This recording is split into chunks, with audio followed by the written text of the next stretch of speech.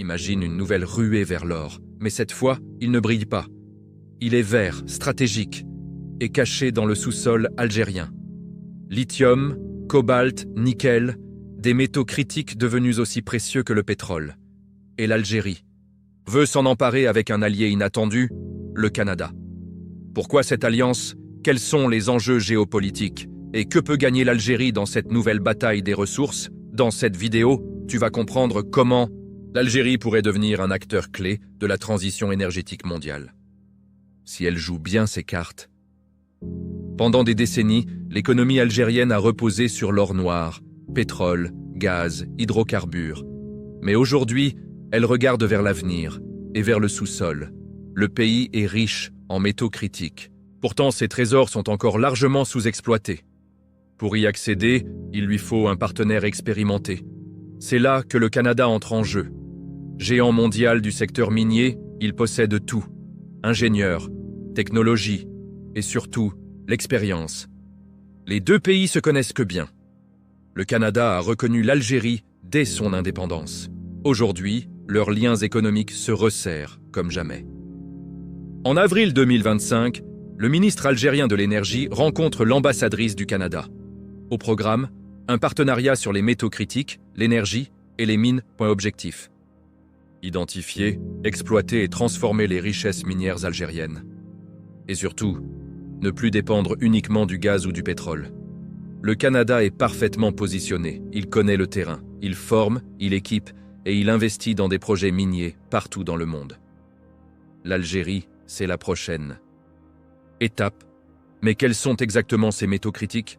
D'abord, le lithium.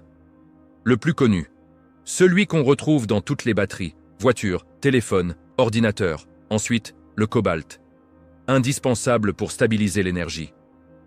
Dans les batteries, mais aussi le nickel, les terres rares et d'autres métaux stratégiques très recherchés. L'Algérie dispose de gisements prometteurs, notamment dans le sud, vers le massif du Hogar, et elle veut passer à la vitesse supérieure. Ce partenariat vise à tout changer, créer une filière nationale, former des ingénieurs, construire des usines de batteries et exporter vers l'Europe. Car oui, l'Algérie peut devenir un hub stratégique.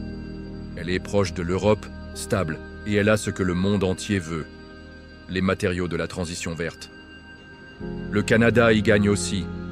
Diversification de ses sources, accès à de nouveaux gisements, présence renforcée dans un pays clé, du Maghreb. Mais attention, rien n'est encore joué. Les défis sont nombreux, manque d'infrastructures, formation, complexité juridique et rivalités internationales. La Chine est déjà sur le terrain. Elle a signé des accords, investi dans des usines. L'Algérie devra faire le bon choix et ne pas dépendre d'un seul partenaire. L'Europe aussi s'intéresse à l'Algérie.